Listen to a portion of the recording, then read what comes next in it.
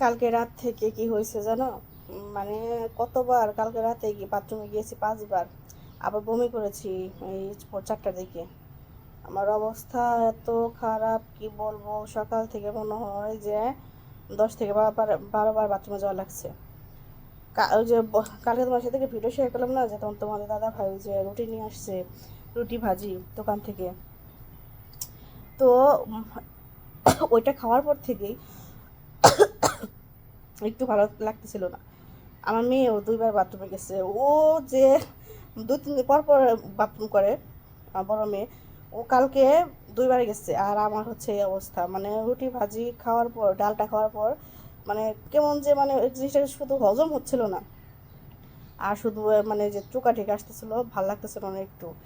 আমি সাথে সাথে ভাত রান্না করে বেগুন ভাজাতে তাড়াতাড়ি আগে ভাত খেয়ে নিছি। তো এই হচ্ছে অবস্থা। আমার মনে হয় ডালটা বাসি ছিল, ওটা গরম করে দিচ্ছে, বা ডালে কিছু একটা পড়ছিল, এরকম হবে।